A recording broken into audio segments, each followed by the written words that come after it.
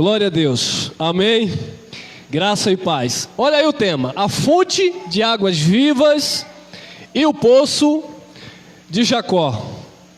Gênesis capítulo 1, versículo 1 e 2, diz assim: no princípio criou Deus o céu e a terra era sem forma e vazia, e havia trevas sobre a face do abismo, e o Espírito de Deus se movia sobre a face das... Interessante, né, meus amados? No princípio que criou Deus os céus e a terra era sem forma e vazia, havia trevas sobre a face do abismo, mas o Espírito de Deus não se movia sobre a face da terra, e sim sobre a face das águas. Nós sabemos, amado, que o nosso planeta Terra, né, que deveria ser chamado planeta Água, né, é composto por 70 a 75% de água, né? Esse nosso planeta Terra. Então ele é composto por 75% de água. Não obstante essa coincidência, né, por assim dizer, o nosso corpo também, ele é composto por 70%, 75% de líquido, de água. Agora, olha a ideia, né, a influência, ou a revelação que nós vamos obter nesta manhã, por aquilo que a ciência chama de a vida, né, da terra, que é a água. Sem água não há vida. E olha a comparação, ao decorrer da mensagem nós vamos entender isso, do que Cristo fez por nós, ou quem é Cristo, e como acontecia no pacto judaico, lá nas oblações, lá nos sacrifícios, nos rituais. Tudo tem uma conexão, uma ligação e uma revelação, e é o que nós vamos aprender nesse dia. O Espírito de Deus se movia sobre a face das águas. Olha o que o apóstolo Pedro falou na sua segunda carta, no capítulo 3, no versículo 5. Eles voluntariamente ignoram isto, que pela palavra de Deus, já desde a antiguidade, existiram os céus e a terra, que foi tirada da água e no meio da água subsiste. Olha que interessante. Pedro está dando uma palavra aqui para aqueles que estavam falando acerca da vinda do Senhor, que estava tardando, que muitos diziam que ia acontecer, estava demorando. E Pedro disse: vocês ignoram isso, assim como vocês ignoram isso aqui. Eles voluntariamente ignoram isto, que pela palavra de Deus, já desde a antiguidade existiram os céus e a terra, que foi tirada da água e no meio da água subsiste. Então imagine, amado, que nós estamos pisando em uma porção seca, onde a grande parte, a grande porcentagem é água. Nós estamos lá em cima verdadeiramente de por assim dizer, de um oceano. E o que é que isso tem a ver com a mensagem, com a revelação, algo que eu posso extrair para a minha vida? Isso é a título de curiosidade. Eu sei, irmão, que existe mais água do que porção seca. Eu entendo isso, irmão. Números, capítulo 19, versículo 7. Olha o que acontecia no pacto judaico. Lembrando que a lei, ela serviu de aio, né, do grego condutor, aquele que nos conduziu, aquilo que nos não, conduziu o judeu até Cristo. Ela só serviu para conduzir o judeu até Cristo, porque Cristo é o fim da lei. Então na lei, dentro daquelas cerimônias, né, Olha o que acontecia. Então, Números 19:7. Então, o sacerdote lavará as suas vestes e banhará a sua carne na água. Olha a importância desse elemento chamado água, desde a fundação ou da criação, e até mesmo dentro daquele conceito judaico, dentro daquela aliança. O sacerdote lavará as suas vestes e banhará a sua carne na água, e depois entrará no arraial, e o sacerdote será imundo até a tarde. Isso aqui estava falando do sacrifício que seria feito, sacrifício de animal que seria feito, o sangue seria derramado, e aquele sacerdote que fazia, que iria apresentar esse sacrifício, ele tinha que passar por isso aqui. Depois do sacrifício, ele deveria lavar suas vestes e banhar a sua carne em água. E mesmo assim, mesmo ele se banhando fisicamente, ele ainda continuaria imundo, impuro, até a tarde. Por quê? Porque aquele banho, ou lavar das suas vestes, literalmente falando, não o purificava daquilo ou naquilo que ele estava representando, que era sacrificar em prol do pecado do povo. 8. Também o que queimou, ele fazia o sacrifício com cutelo, matava o animal, outro sacerdote iria queimar o sacrifício, porque era assim, irmão, na lei. Um matava, um queimava, um tirava as cinzas, um cortava a lenha, para manter o fogo do altar aceso, e o fogo arderá continuamente no altar e não se apagará. Ou seja, os sacrifícios tinham que ser lá mantidos, porque se o sacrifício fosse deixado de oferecer a Deus, Deus ali entendia que o povo estava abandonando o culto, estava abandonando o seu compromisso. Então havia essa indulgência, esses costumes dentro daquele pacto. Também o que queimou lavará as suas vestes com água, e em água banhará a sua carne, e imundo será até a tarde. Também, quem sacrifica, se lava, é imundo até a tarde. Quem queimou o sacrifício, se lava, tem que se lavar, e também estará imundo até a tarde. Isso era na lei, irmão. Tem gente aí querendo cumprir a lei, querendo dar dízimo, querendo fazer jejum, querendo se lambuzar com óleo, oriundo do judaísmo, irmão? Aí tem que circuncidar também, Olha lá, Números 19:9. E um homem limpo ajuntará a cinza da novilha e a porá fora do arraial num lugar limpo, e ficará ela guardada, a cinza, para a congregação dos filhos de quem? Israel. Não tem nada a ver com os gentios. Para a água da separação, expiação é uma expiação, estava expiando o pecado. Então aquele homem limpo tinha que ajuntar aquela cinza da novilha, porá fora do arraial, num lugar limpo, e ficará guardada para a congregação dos filhos de Israel, para a água da separação. Tinha uma água específica, separada, consagrada, sim, naquele tempo. Não é isso que esses homens fazem hoje. Eu vou aqui consagrar o meu copo com água. Para com isso, irmão. Nós estamos na imagem exata que é Cristo Jesus, e nós não estamos mais bebendo do poço de Jacó. Nós estamos no oceano, na fonte das águas da vida. Para a água da expiação Números 19, 11 e 12. Aquele que tocar em algum morto, cadáver de algum homem, imundo será 7 dias. Olha o peso da lei, irmão. Porque eu tenho que guardar o sábado hoje, porque eu não posso. Até tem vontade de tomar um cafezinho, mas não toma por causa da religiosidade. Eles pensam que são judeu.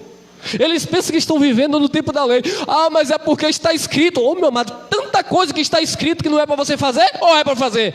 Então pega uma serpente e sai aí, porque Jesus disse: pegarão os serpentes e os escorpiões. Falou ou não falou? É para pegar? Porque existe um conceito, uma mensagem ali.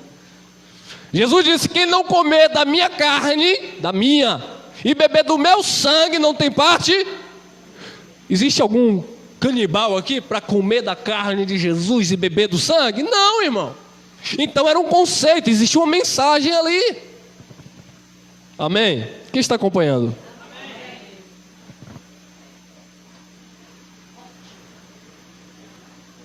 Falando dela, tem que tomar, né, irmão? Aquele que tocar em algum morto, o cadáver de algum homem, imundo será 7 dias. Ao terceiro dia se purificará com aquela água, e ao 7º dia será o quê? Limpo. Então existia uma água específica para a purificação. Isso na lei. Quantos já estão entendendo o mistério? É assim que eles dizem, né, irmão? Não tem nada de mistério não, irmão, é revelação mesmo, olha lá. Mas se ao terceiro dia, se não purificar, não será limpo até o 7º dia. Então ia ficar imundo até o 7º dia, se não se purificasse ao terceiro dia. Números 19, 17. Para o imundo, pois, tomarão da cinza queimada da expiação, da cinza, da queima da expiação, e sobre ela colocarão água o quê? Água viva ou água corrente, né? Água corrente, água viva, dando mesmo. Num vaso. Então era isso que tinha que fazer. Para o imundo, pois, tomarão da cinza da queima da expiação, e sobre ela colocarão água viva, água corrente num vaso. Olha o secretismo, as indulgências que havia na lei, os ritos. Números 19, 18. E um homem limpo tomará ensopo e o molhará naquela água viva, água corrente, e a espargirá sobre aquela tenda e sobre todos os móveis. Epa, mas aqui eles pegam, né, irmão? Esse microfone é consagrado. Olha lá, irmão. Sobre a tenda, aí eles usam isso aqui. Esse lugar é um lugar santo, porque essa tenda, ou esse templo, é consagrado ao Deus Altíssimo. E ai daquele... A irmã já estava tirando a foto aqui, né? Quase que eu saio para lá, irmã, que aqui é santo. Eles chamam de altar, né? O altar aqui é santo, ninguém pode passar aqui, só os pregadores, que eles dizem que eles são ungidos. E as coisas aqui são consagradas ao Senhor, e ninguém pode tocar. Ninguém pode chegar no teclado do irmão, porque quem toca é ungido. O outro irmão chegou, não é. Por quê? Porque eles se baseiam aqui, ó, na lei. Olha lá. E espargirá sobre aquela tenda, e sobre todos os móveis, e sobre as pessoas que ali estiverem. Então hoje é dia de muitos lugares aí, todo mundo sair no mínimo borrifados, né? Eles usam um negócio lá de spray, né? Isso aí. Dizem que está ungindo as pessoas, que está... Para com isso, irmão. Vamos parar com isso que está feio demais. Como também sobre aquele que tocar os ossos, ou em alguém que foi morto, ou que faleceu, ou numa sepultura. Olha, você não podia nem ir num velório tocar.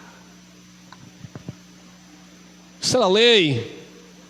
Jugo de escravidão, peso demais, que ninguém podia suportar. Os fariseus não praticavam, mas eles queriam obrigar as pessoas a praticarem. E assim é hoje. Os fariseus que estão, por aí, do lado de cá, eles não praticam. Então eles dizem: olha, você tem que fazer, você tem que sacrificar, você tem que trazer para o altar. Meu amado, o altar era uma caixa quadrada com 2 metros e pouco, com 1 metro e pouco, para jogar o sacrifício dentro e tacar fogo. Não tem nada a ver com isso aqui. Altar não era uma plataforma como eles fazem hoje e dizem que quem está aqui está no altar. Não é isso que a Bíblia fala. Então eles dizem que você tem que trazer para o altar, que você tem que sacrificar. Mas eles falam, eles pregam e não praticam. Porque eles mandam vocês venderem os seus geladinhos, para aqueles que não têm uma mínima de condição, para dar os dízimos. Mas os mesmos estão de jatinho e vê o irmão passando fome e não coça o bolso. Mas há quem goste disso. O povo ama essas coisas. E é por isso que Paulo fala aos Tessalonicenses que por causa disso, porque o povo tinha prazer na mentira e não amava a verdade, Deus enviava a operação do erro. E é por isso, amado, que a verdade é difícil de ser aceita. Porque Jesus, na época do seu ministério terreno, ele disse para a samaritana: os verdadeiros vão adorar em espírito e verdade. Ou seja, terão consciência, terão convicção, e não agirão religiosamente falando, ou por emoção, ou até mesmo, por serem induzidos ao erro. O homem limpo tomará um ensopo e o molhará naquela água, e espargirá sobre aquela tenda, e sobre todos os móveis, e sobre as pessoas que ali estiverem, como também sobre aquele que tocar os ossos, ou em alguém que foi morto, ou faleceu, ou numa sepultura. Olha lá, Números 19. E o limpo ao terceiro e sétimo dia espargirá sobre o imundo, e ao sétimo dia o purificará, e lavará as suas vestes, e se banhará na água, e à tarde será limpo. Olha a importância da água dentro daquele pacto. Vamos lá, Mateus capítulo 3, versículo 13 e 14. Eita, meu Deus do céu, tem gente que vai chiar.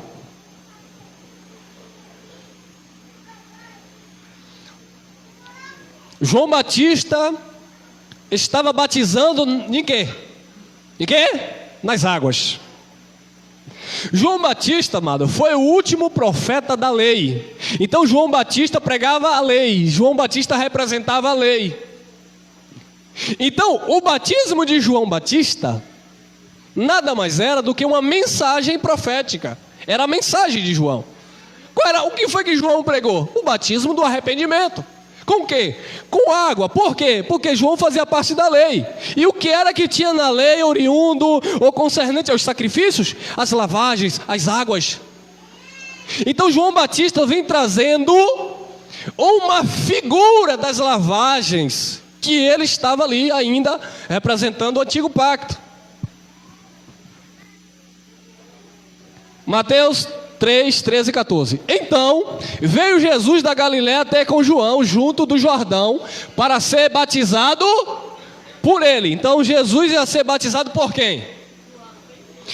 Existe, a grande parte dos nossos irmãos, ou da religião de um modo geral, eles dizem que se você não se batizar nas águas, você não será salvo. Por quê? Porque eles pegam o texto lá de Marcos, capítulo 15, versículo 16, que está escrito assim: quem crê e for, será o quê? Salvo. Então eles pegam aquele texto isolado, aquele versículo, porque o texto continua: tocarão em serpentes e escorpiões também, não lhe farão mal algum. O texto continua: beberão coisa mortífera também, não lhe fará mal algum. Então existe uma lista, existe uma mensagem ali, não é um versículo isolado. Outro tempo aí um pastor americano foi usar aquele texto isolado, pregando com a serpente na mão. Teve um dia que eu acredito que aquela serpente era fêmea, e ela acordou de TPM, e a serpente picou aquele homem e ele morreu. Brincadeira à parte, meu irmão. E a serpente matou aquele pregador, porque ele foi ao pé da letra, pegou a cobra e ficou na mão fazendo a reunião, porque ele se baseou no texto isolado de Marcos.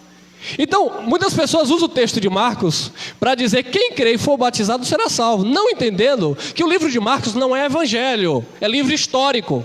E quem está falando ali, quem está narrando ali, está vivendo dentro daquele conceito judaico, está vivendo dentro daquela mentalidade pactual, está preso ao pacto.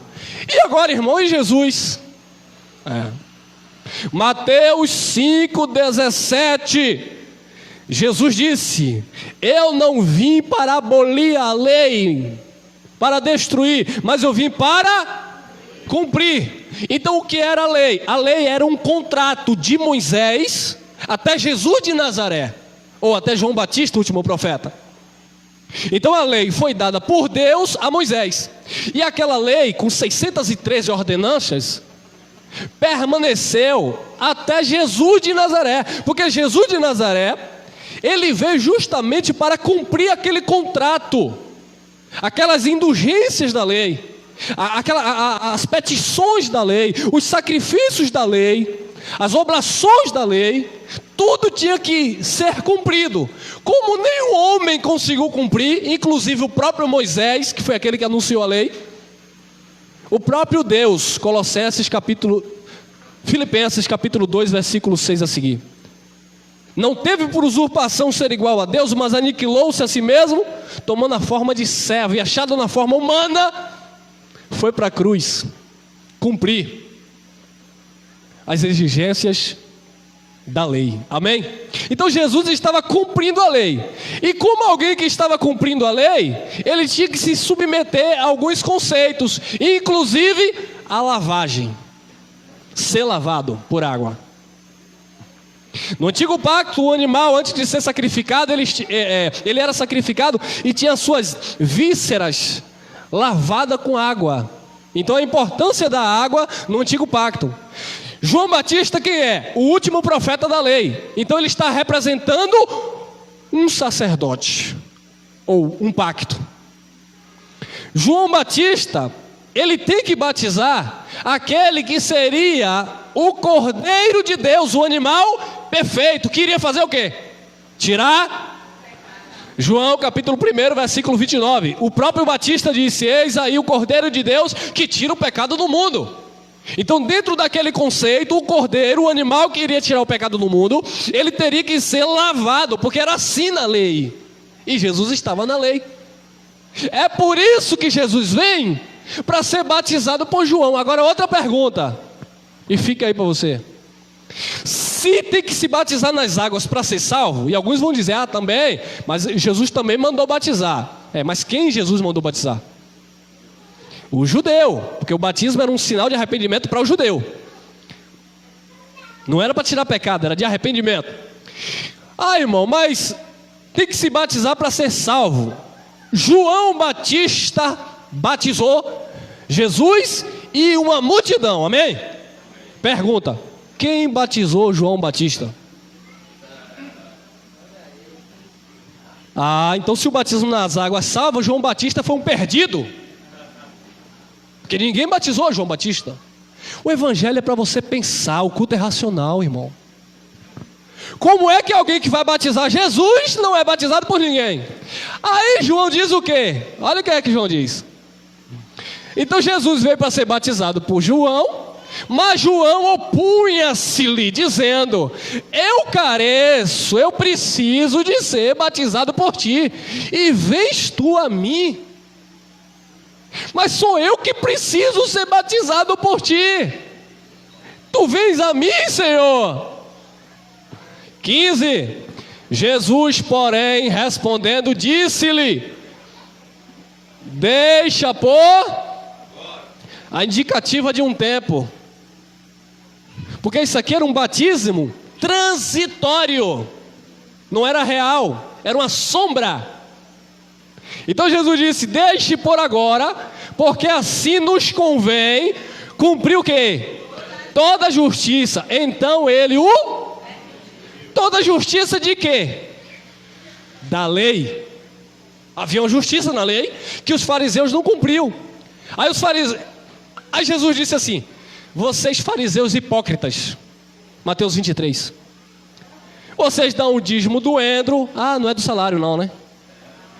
Vocês dão o dízimo do endro, do cominho, da hortelã, mas vocês negligenciam o mais importante de quê? Da graça?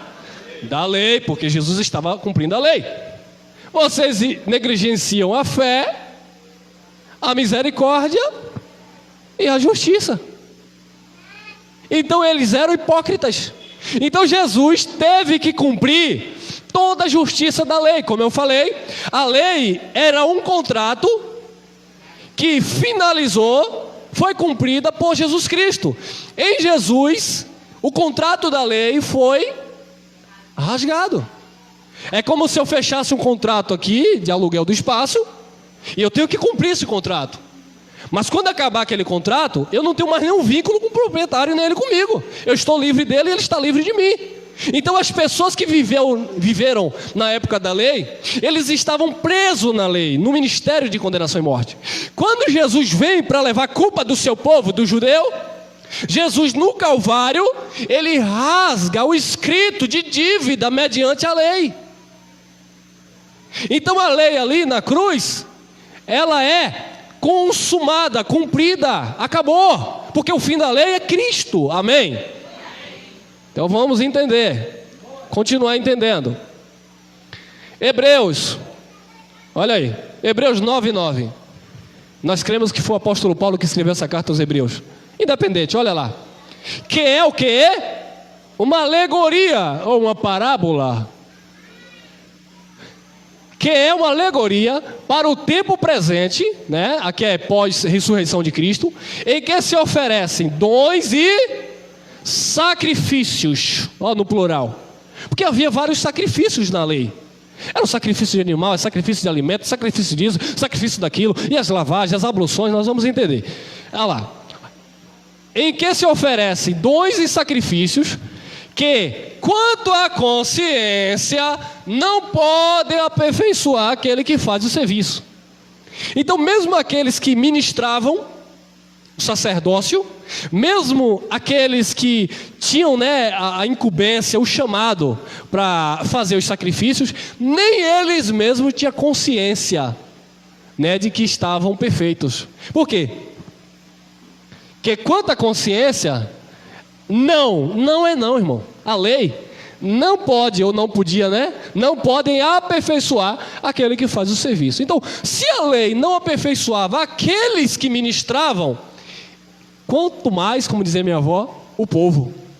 Imagina o povo. Se a lei não justificava aquele que oferecia o sacrifício, aquele que foi chamado para aquilo, aqueles que estavam lá com aquelas vestes sacerdotais, que participavam, né, de tudo aquilo que a lei obrigava para que aquela tribo fizesse, a tribo de Levi. Se a lei não aperfeiçoava ninguém, principalmente aqueles que faziam o serviço, pior do povo de Deus. Olha lá, 10. Por quê? Consistindo somente em comidas e bebidas, e em várias abluções e justificações de quê? Da carne ou do espírito? Da carne, irmão. Impostas até o tempo do quê? Da correção, ou em outra tradução que eu gosto muito, da reforma.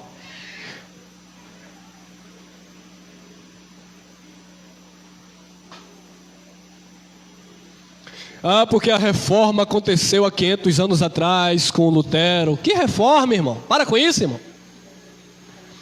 A reforma, a correção, foi no Calvário. Trocaram o gato por lebre, aí estão dizendo que fizeram a reforma, irmão. Ah, não tem A nem B, irmão.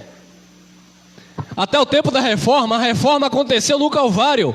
O conserto, a correção aconteceu lá no Calvário. Porque antes disso, era consistido somente em comidas e bebidas. E aí Paulo vem de sola nos Romanos. O reino de Deus não é comida, não é bebida, mas é paz, justiça e alegria no Espírito Santo. Não adianta a religião tentar se justificar por comer ou não comer, porque o reino de Deus não consiste nisso. Porque antigamente, na lei que era assim, consistindo somente em comidas e bebidas. Você não pode comer essa carne, essa você pode. Você não pode beber isso você pode. E hoje é a mesma coisa. Isso eu como, isso eu não como porque a minha religião não permite. Ou eu vou consagrar um jejum a Deus e eu vou ficar o dia todo em jejum, e à noite, quando eu abrir a boca, ai, vai sair um bafo miserável. O dia todo sem comer, né, meu irmão? Então não justifica, irmão. Não justifica, jejum não justifica a ninguém. O comer ou não comer não acrescenta nada a ninguém, espiritualmente falando, porque isso era o quê? era oblações, né? Que oblações aqui está falando de diversos sacrifícios. E justificações da carne, era da carne, irmão. Porque o pacto da lei era um pacto carnal. Foi feito em pedra. Era no sentido literal daquele povo, era para aquele povo específico, para o judeu.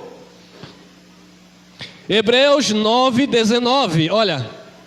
Porque havendo Moisés anunciado todo o povo, todos os mandamentos, segundo o quê? Segundo a lei, tomou o sangue dos bezerros e dos bodes, com que?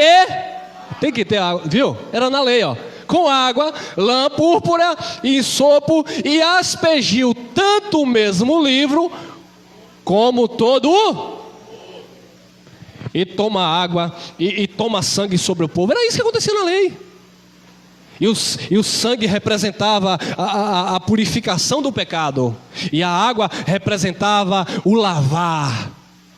Você se sujou com o sangue do animal inocente, você agora vai ser lavado. E era essa, sabe, essa ligação que havia na lei. Então é disso que o apóstolo está falando, fazendo essa narrativa que Moisés fez.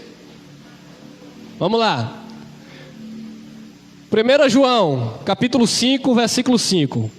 Exercite agora a tua mente em Cristo, porque esse texto é um pouquinho complexo, porque eu tenho certeza que você já passou por cima dele, mas não entendeu nada, como eu também não tinha entendido nada.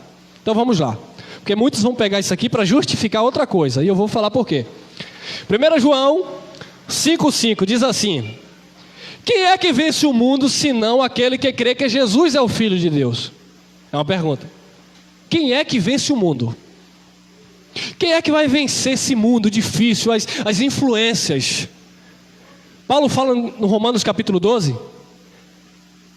ele roga, né, pelo povo para apresentar o seu corpo como sacrifício vivo, e no versículo 2 ele diz: não vos conformeis, não tomeis a forma deste mundo. Você tem que vencer o mundo, você tem que ser diferente do mundo. O problema é que muitos cristãos querem viver idênticos àqueles que vivem, claro, nós não estamos fora do mundo, o cosmo, mas aqueles que vivem no mundo, modo de falar, sem uma direção de Deus. Então, meu amado, tem que haver uma diferença entre quem está em Cristo e quem não está em Cristo, irmão. Ele já dizia pelo profeta Malaquias: haverá uma diferença quem serve e quem não serve. Os crentes querem viver a mesma coisa daqueles que não estão vivendo a fé genuína, a palavra. E aí nós vemos os escândalos, pastores enchendo a cara de cocaína, cerveja. O que é que tem, o que é que tem, o que é que tem, o que é que tem, o que é que tem? Quem é que vence o mundo, senão aquele que crê que Jesus é o Filho de Deus? Olha lá, agora, segura aí. 1 João 5,6. Este, Jesus, o Filho de Deus, o Filho, este é aquele que veio por água e o quê? Como assim, irmão? Jesus, o contexto é Jesus. Este é aquele que veio por água e por sangue. Hebreus, capítulo 2, versículo 14, diz assim: visto como os filhos participam de carne e sangue, ele, Jesus, participou das mesmas coisas, para que pela sua morte ele destruísse, aniquilasse aquele que tinha o império, o poder da morte. E lá está escrito: isto é, o diabo, que não é um ser. Estava falando da lei, do primeiro Adão, né, do pecado. Estava falando de tudo aquilo que fazia parte daquele compêndio judaico. Era o opositor, era o adversário, era aquilo que era contrário à obra do Calvário. Então Jesus, ele participou de carne e sangue para desfazer de tudo aquilo que condenou o povo diante de Deus. Por que condenou, irmão? Não nos condenava. É porque você nasceu depois da cruz. Amém, amados? Resumindo, você nasceu sem condenação espiritual, sem condenação espiritual na tua vida. Na carne, plantou, colheu, plantou, colheu, plantou, colheu. É igual o meninozinho da internet aí: comeu, malhou, malhou, comeu, alguma coisinha. Então na carne, plantou, vai ter que colher, irmão. Mas condenação espiritual na vida dos eleitos, dos filhos de Deus, não existe. Porque Jesus Cristo, Ele na cruz cumpriu, sacrificou, e nós nascemos debaixo de um novo pacto. Este é aquele que veio por água e sangue, isto é, Jesus Cristo, não só por água, mas por água e por sangue. E o Espírito é o que testifica, porque o Espírito é a verdade. Por que Jesus veio por água e por sangue? O que isso quer dizer, irmão? Aí tem gente que não tem o que fazer, né, irmão? Aí para dizer que não sabe, irmão, porque Jesus ele veio por sangue, mas ele também veio por água, ou seja, vocês têm que ser batizados nas águas. Não, irmão. Jesus ter vindo por água aí é o quê? É ter sido gerado aonde? E o que é que tem na placenta de uma mamãe? Água. Olha o princípio lá. Olha a importância da água no pacto. Olha a importância do nascimento de Jesus, não apenas no que tange sangue, que elas comiam o corpo, mas também no que tange a água, porque ele foi para um ventre de uma virgem chamada Maria, e teve que ser gerado dentro daquela bolsa de água. É isso que está falando. Ele teve que nascer como um ser humano, ele teve que vir respeitando, né, a biologia, sendo que ele não foi gerado por homem, ele foi gerado pelo Espírito. Foi o próprio Espírito, foi a semente do Espírito que estava no ventre daquela mulher. Mas ele teve que vir respeitando isso, por água, por sangue, não apenas por sangue, mas também por água. Vamos continuar o raciocínio, tem mais? 7. Porque 3 são os que testificam aonde? Quem é que testifica no céu? Vamos ver. O Pai, a palavra e a água testifica no céu. Porque a água é da onde? Ah, bom. Chegaram para Jesus e disseram: com que autoridade você faz isso? Aí Jesus fez assim: eu vou te perguntar uma coisa, eu vou perguntar uma coisa para vocês. O batismo de João Batista era do céu ou da terra? Eles não sabiam, vocês sabem, né? Sabe por que vocês sabem? Porque Jesus disse assim, ó: não há profeta maior nascido de mulher do que João Batista. Mas, meu irmão, no reino de Deus, o menor é maior do que ele.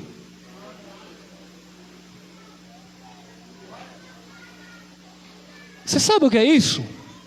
Vocês nasceram, nós nascemos dentro do reino já estabelecido, irmão. Ou seja, você é o resultado perfeito de tudo aquilo que aconteceu no antigo pacto e do sacrifício que Jesus foi fazer no Calvário. Nós nascemos debaixo da graça plena do reino de Cristo estabelecido. E ele diz que nós, no reino de Deus, somos maiores do que João Batista, que foi o maior profeta da lei.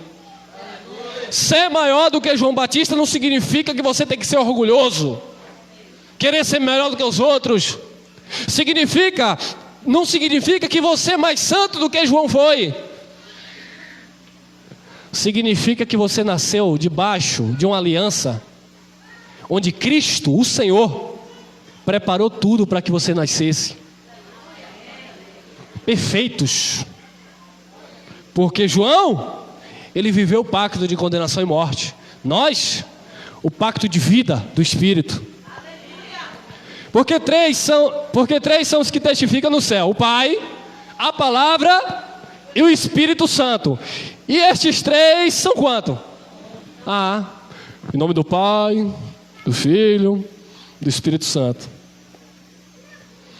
Nós não adoramos um Deus de 3 cabeças. Não existe Deus Pai, Deus Filho, Deus Espírito Santo. Tem uns que dizem até assim, né? Deus Pai, Deus Filho e Deus Espírito Santo. Aquilo ali foi manifestação de Deus. Mas o Pai, o Filho e o Espírito Santo é quanto?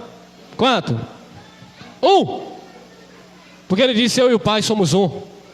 E Paulo fala aos Coríntios, segunda carta, capítulo 3, versículo 17: o Senhor é o Espírito, e onde há o Espírito do Senhor, Aí a liberdade na tua vida, liberdade de culto, liberdade de adoração, liberdade para viver Cristo Jesus, o Senhor da glória.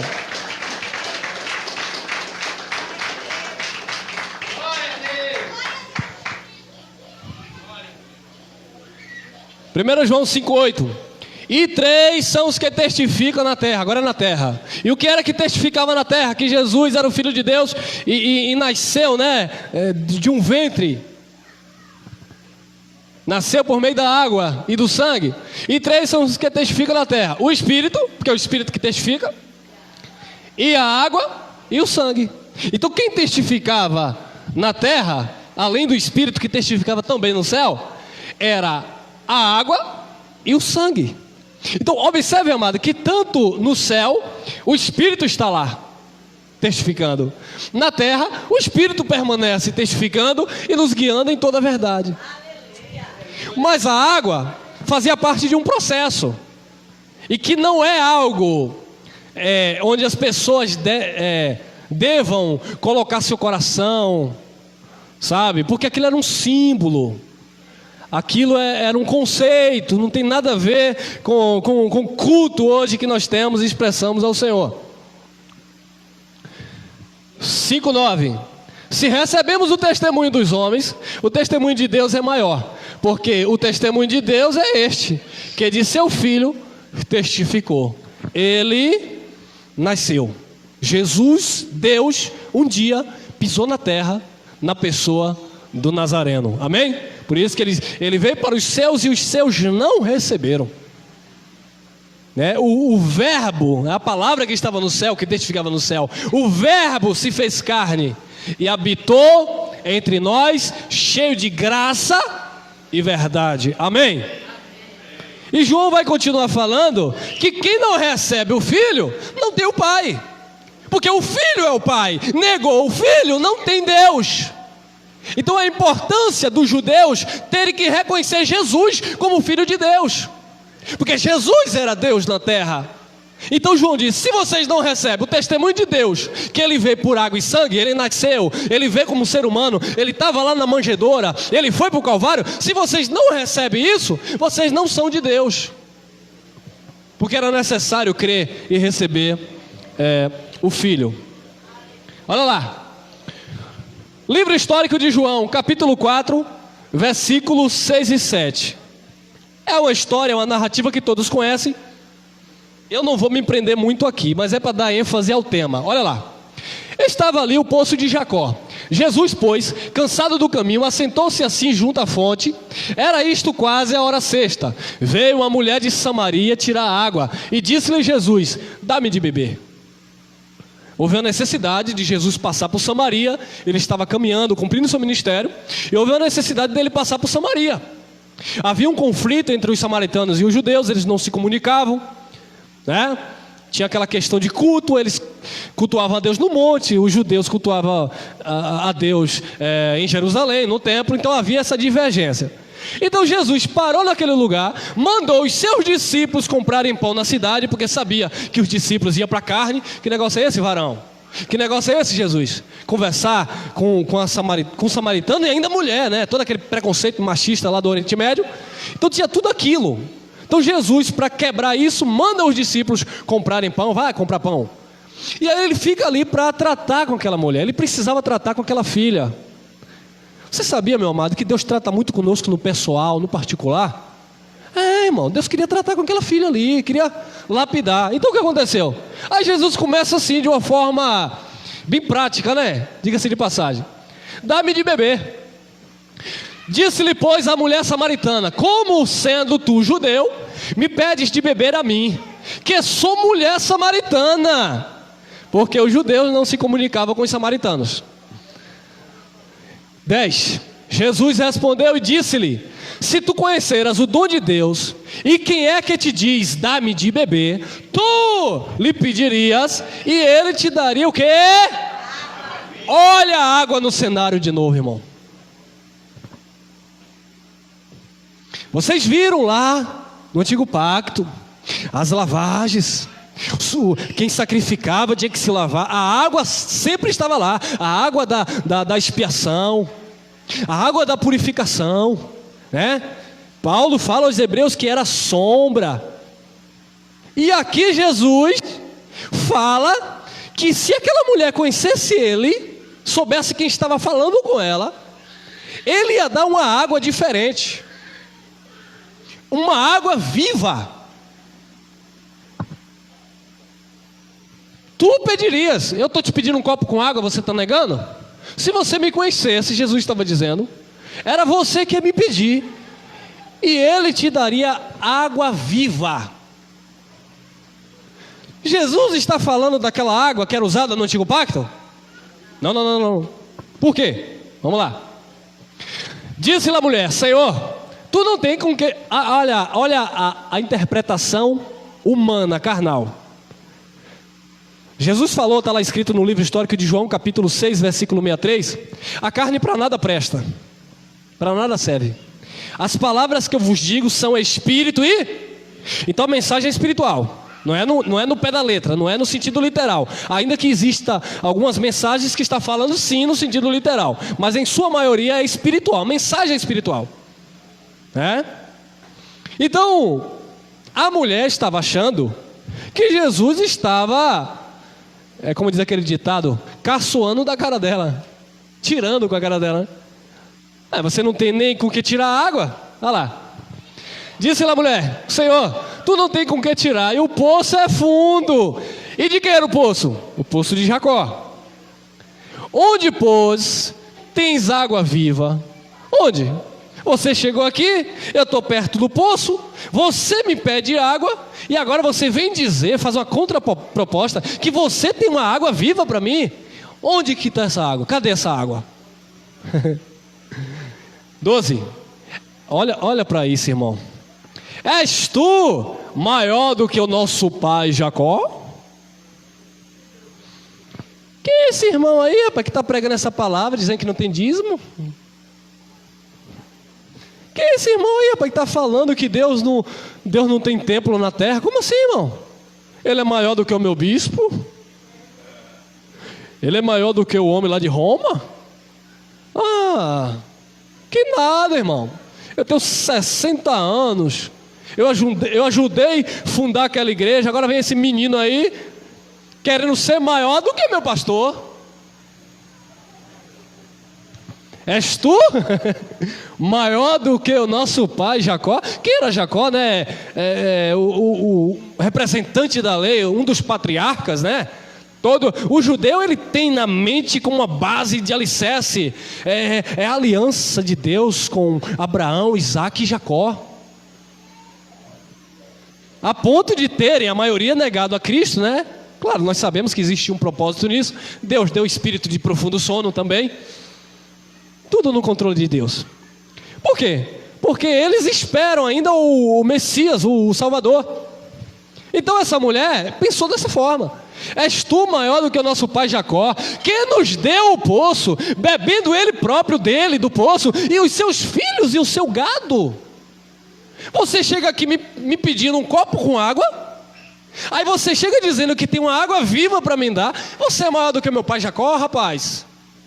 Jacó bebeu desse poço, o gado dele bebeu do poço, os filhos dele beberam do poço. Agora o Senhor vem dizer que tem uma água viva para mim.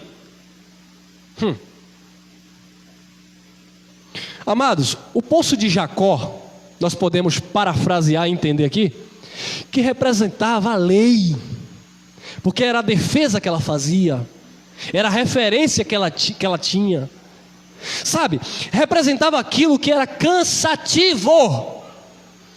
Jesus disse: vinde a mim, vós que estáis cansado, oprimido e sobrecarregado, que eu vos aliviarei. Aprendei de mim, que sou manso e humilde de coração, e acharei descanso para as vossas almas. Essa mulher era uma alma que estava sedenta, cansada, porque todos os dias ela descia ali para pegar água onde? No poço de Jacó, onde os sacrifícios não tiravam pecado, onde as consagrações por meio de água não limpavam ninguém. Era todo dia, as mesmas coisas sendo oferecidas. Assim era muitos de nós na religião. 7 dias de jejum. E vai. Não aconteceu nada. Alguns aconteceu porque Deus quis manifestar sua graça, independente do jejum, porque não foi por isso. Ah, mas não deu certo. Vamos para 21 dias. Então é aquela coisa, aquelas repetições.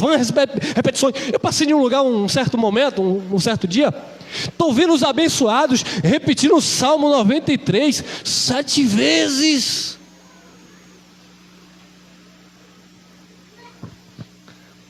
A oração para o Pai, a oração para o Filho, a oração para o Espírito Santo 3 vezes.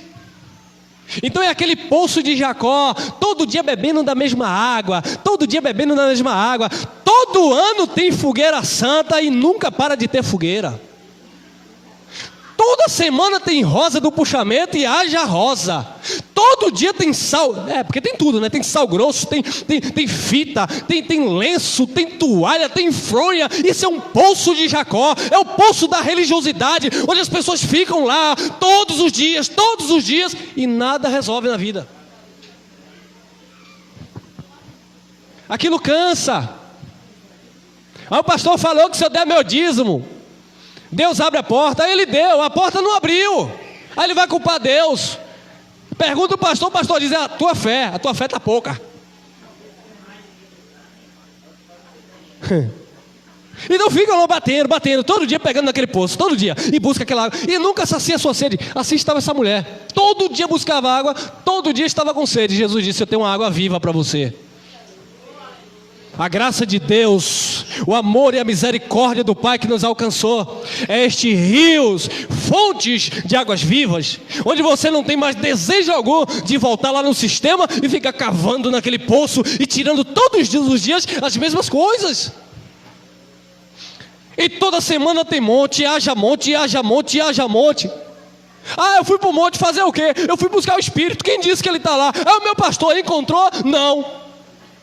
Então semana que vem eu vou de novo. Eita, poço de Jacó, nunca mata a sede. Aí quando você vê na fonte, a fonte: não sabeis que o Espírito de Deus habita em vós. Eu estou lutando, irmão, para não perder a salvação, porque eu tenho que me proteger, porque o diabo está querendo me pegar, e se eu perder a minha salvação, e aí fica, e hoje eu estou salvo, amanhã eu não estou, e amanhã depois eu volto e aceito Jesus de novo, e reaceito e desaceito e aceito de novo, e esse poço que nunca sacia a sede. Aí vem a palavra e diz: com o único sacrifício, aleluia, Jesus vos aperfeiçoou para sempre. Isso é um rio.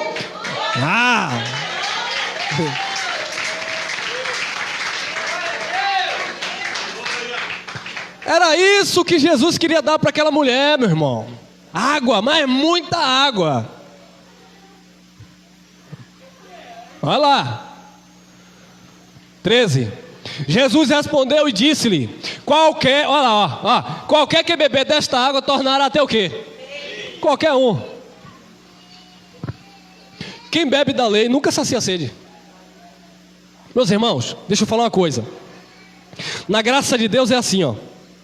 Jesus disse: entrará e sairá e encontrará o quê?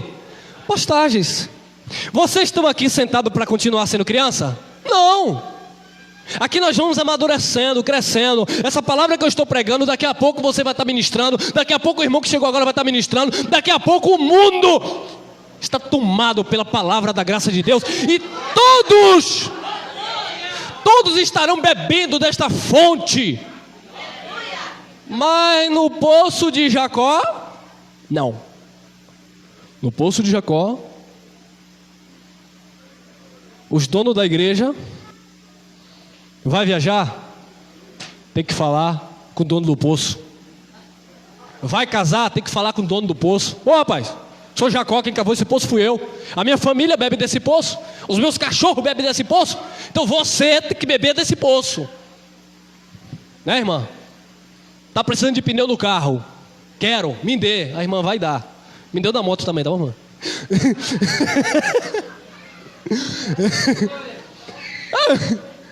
Irmão, todo mundo tem que beber daquele poço, ninguém pode desfrutar do rio de água viva, mas aqui você desfruta do rio da água viva, que é Cristo Jesus, porque no poço de Jacó da religião você sempre vai tornar a ter sede.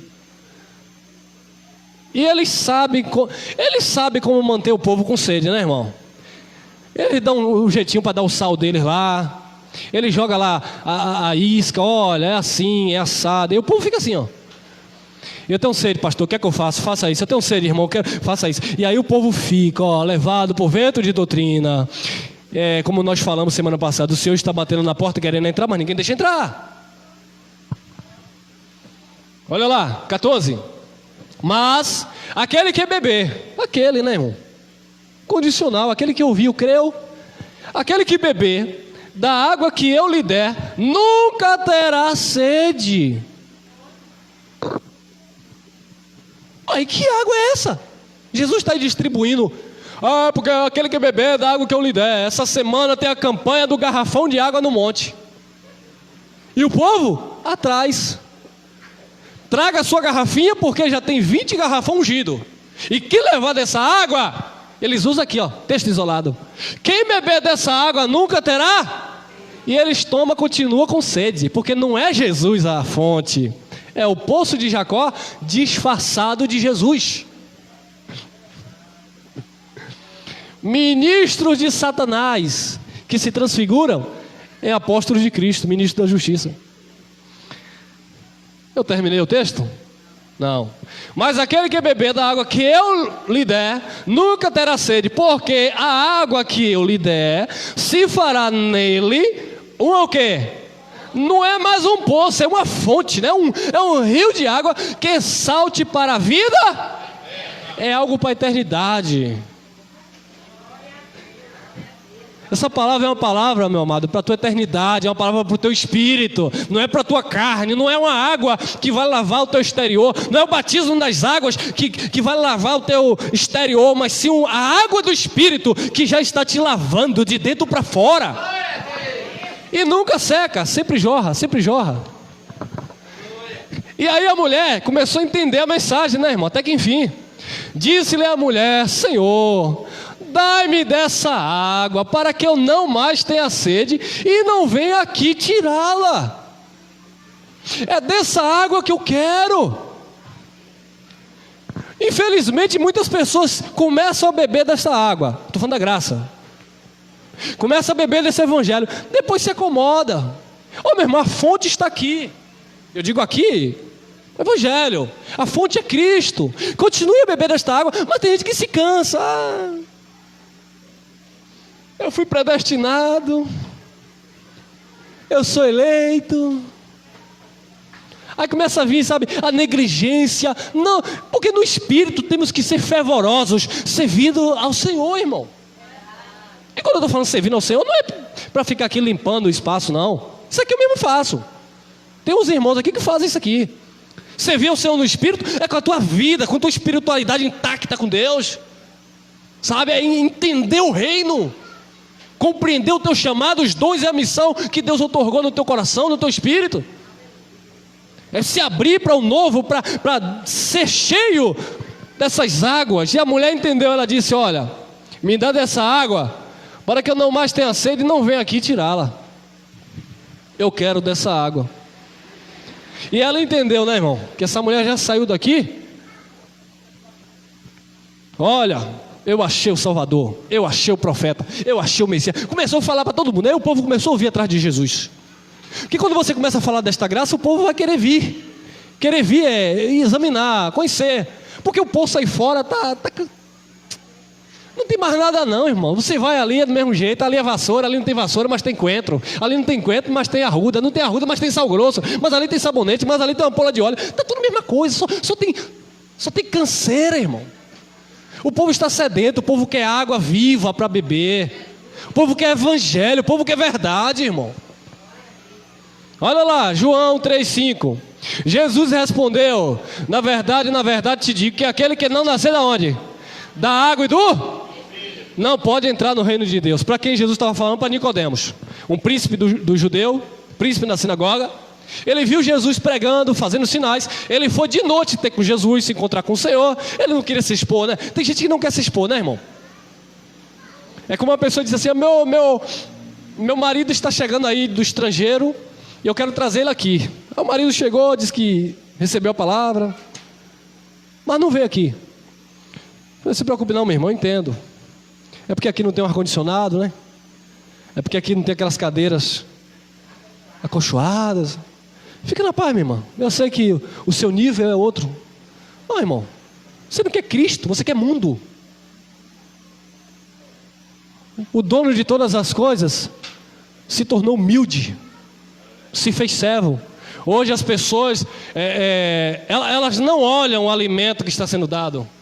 Ela olha a mesa que está sendo... Aliás, ela não olha a mesa e o alimento que está sendo servido. Ela olha o tamanho do restaurante. A climatização do restaurante. E é por isso que muitos deixam de reinar em vida. Quando eu digo reinar em vida, não é você ter tudo que você quer. É você ter tudo que você precisa. Que Deus dá gratuitamente. É o conhecimento desta verdade que te traz paz de espírito e descanso para a tua alma. Isso é reinar em vida. O abençoado entra em contato comigo, me diga uma coisa. Eu digo sim. Ah, porque a gente que está na graça não está reinando em vida. Eu digo, eu estou. Aí porque esses homens aí, esses falsos profetas, ficam aí de avião, de Hilux, de BMW, eles estão reinando em vida.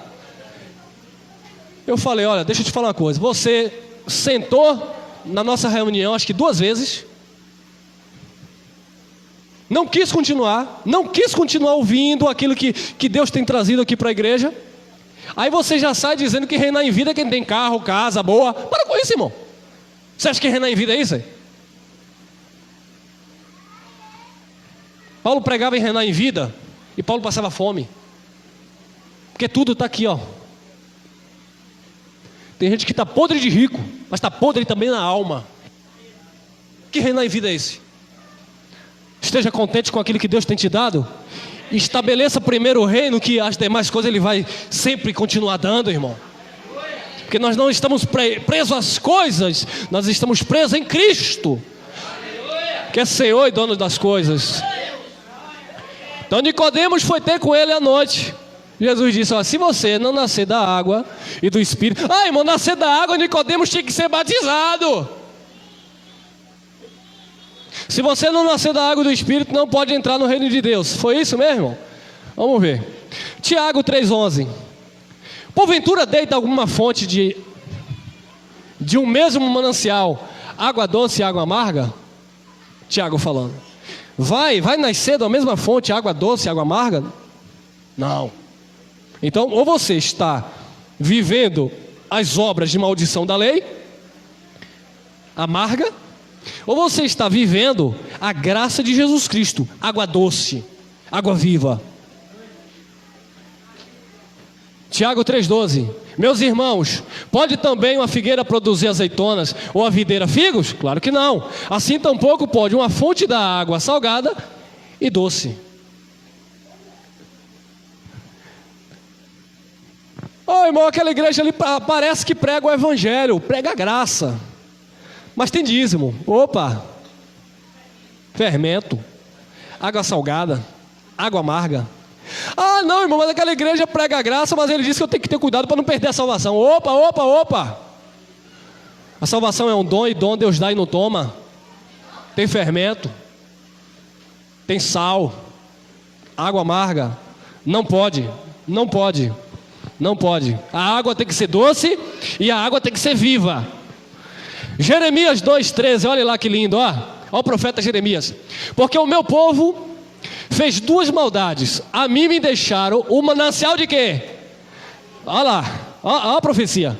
O manancial de águas vivas, e cavaram cisternas rotas, que não retêm águas. Cava. Eita, deu um pouquinho de água. Estou feito. De repente a água, ó. Ai, irmão, eu fiz esse projeto com Deus, deu certo. Deus vai, continua fazendo. Eu sacrifiquei a minha casa, aleluia. Deus me deu 2. Eu vou sacrificar 2, que Ele vai me dar 3 ou 4. Aí vai, sacrifica e fica pobre. É cisterna aqui que não segura a água. Aí Deus disse: deixar as fontes, né, um manancial de águas vivas, e cavaram cisternas rotas, que não retém águas. É o poço de Jacó, irmão. Não adianta. João 7, 37 e 38, vamos lá. E no último dia, o grande dia da festa, Jesus pôs-se em pé e clamou dizendo: se alguém tem sede, venha quem? Venha a mim e faça o quê? Beba. Quem quer? Beba, continue. Quem crê em mim, como diz o quê? A Escritura: rios de águas vivas correrão do seu rios do seu interior, rios de dentro para fora. Não é mais um poço, é rio, oceano do Espírito. Olha lá, Apocalipse 21, 6. E disse-me mais: está o quê?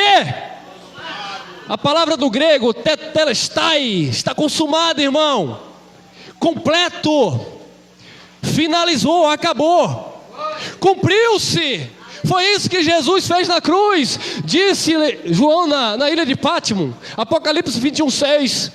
Está consumado. Eu sou o alfa e o ômega, o princípio e o fim. A quem quer e tiver sede, de quê? Com 10%? Não é pago. De graça lhe darei da fonte da água. Aleluia! Da água da vida. Olha lá, Apocalipse 22, 17. E o Espírito e a esposa dizem: vem. E quem ouve, diga: vem. E quem tem sede, venha. E quem quiser, tome de graça da água da vida. O Espírito e a esposa dizem: vem. Sabe, era o Hosana que Israel clamava. Era o Hosana, ora vem, Senhor Jesus. E isso nós sabemos, e nós já falamos sobre isso, que isso ocorreu na parousia de Jesus no ano 70. Mas, e quem tem sede, venha. E quem quiser, tome de graça da água da vida. É de graça, amém, irmão? Apocalipse 7, 17. Porque o Cordeiro que está no meio do trono os apacentará, e lhes servirá de quê? Lhes servirá de guia. Quem ia servir de guia? Olha, quem ia servir de guia é o Cordeiro, tá bom? Jesus Cristo, o ressuscitado, não é guia. Ele é o Senhor. É por isso que nós não cantamos aquelas músicas aqui: Cordeiro de Deus, amado Senhor. Porque Cordeiro é uma expressão para o povo que viveu lá no judaísmo. Porque o Cordeiro era o sacrifício. João está vivendo depois da cruz com a mentalidade do judeu. Então ele está dizendo que o Cordeiro que está no meio do trono os apacentará e lhes servirá de guia. Porque Jesus estava cumprindo a lei, e a lei era o guia para as fontes vivas das águas. Porque hoje você não está mais no Cordeiro, você já está nas fontes das águas vivas, amém? E Deus limpará de seus olhos toda lágrima. Você está no pacto de superior e de melhores promessas, onde a palavra do Senhor diz que você está perfeito, sem condenação e sem julgo. Vamos acabando. 1 Coríntios 12, 13. Pois todos nós fomos batizados em um mesmo poço, em um mesmo Espírito, irmão, formando um corpo, que é judeu, que é grego, que é servos, que é livres, e todos temos o quê? Bebido de um mesmo? Então a água da vida, a fonte da água viva, é o quê? Olha aqui, ó. É o Espírito, é a palavra, é o Espírito, é a palavra. Olha lá, João 13, 8. Disse-lhe Pedro: nunca me lavarás os pés. Respondeu-lhe Jesus: se eu não te lavar, não tens parte comigo. Jesus estava ali lavando os pés dos discípulos, colocou uma toalha, estava lavando os pés dos discípulos. E Pedro disse: o Senhor não vai me lavar, eu não vou deixar o Senhor me lavar. Jesus disse: se eu não te lavar, você não tem parte comigo. Mas porventura, esse lavar que Jesus falou era com aquela água que ele estava lavando os pés? Era esse o sentido? Não, é uma mensagem aí. Então vamos entender. Disse-lhe Simão Pedro: Senhor, não só os pés, mas também as mãos e a cabeça. Ó, o homem está me lavando. Jesus estava lavando os pés. Eu não quero que o Senhor me lave. Jesus disse: se eu não te lavar, você não tem parte comigo. Ele disse: então não lave apenas os pés, lava minhas mãos, também lava minha cabeça. Eu quero tomar um banho. Resposta de Jesus: disse-lhe Jesus: aquele que está lavado não necessita de lavar senão os pés, pois no mais tudo está o quê? Ora, vós estáis limpos, mas não todos. Vós estáis limpos, mas não todos, porque ali estava quem no meio? Judas. Judas estava ali, Judas não estava limpo. João 15:3. Vós já estáis limpo, por quê? Pela palavra que eu vos tenho. Então o que é que lava? A água que lava hoje não é a água, é a palavra. Porque não é sombra, lei, é graça, Espírito, amém? Vós já estáis limpo pela palavra que vos tenho falado. Hebreus 10:22, estou terminando. Cheguemos-nos com verdadeiro coração e inteira certeza de fé, tendo os corações purificados da má consciência e o corpo lavado com quê? Com água limpa. Isso aqui é o quê? A palavra, vamos ver. Tito 3:5. Não pelas obras de justiça que houvéssemos feito, mas segundo a sua misericórdia nos salvou, pelo lavar da regeneração e da renovação do... Então o lavar agora é da água e do Espírito. E aqui nós fechamos. Olha para essa palavra. Encerramos aqui. Efésios 5:26 e 27. Paulo falando aos Efésios: para santificar, purificando-a com a lavagem da água pela palavra, para apresentar a si mesmo, ao próprio Senhor, igreja gloriosa. Olha como a igreja está: igreja gloriosa, sem mácula, sem ruga, nem coisa semelhante, mas santa e o quê? Então a igreja de Jesus, ela está lavada não com água de batismos, ela está lavada com a água pela palavra. E essa igreja que foi lavada com a água pela palavra, não é a igreja que está sendo lavada com a água do poço de Jacó, que todo dia está suja. Você está em pecado, miserável, pobre Senhor. A igreja de Jesus, que é lavada pela palavra, ela é uma igreja gloriosa, sem mácula, sem ruga, nem coisa semelhante, mas santa, separada e irrepreensível. Não é chamada a atenção em todo o tempo, porque entende o seu estado em Cristo Jesus. Amém? Graça e paz, queridos. Esta é a palavra que edifica e dá herança.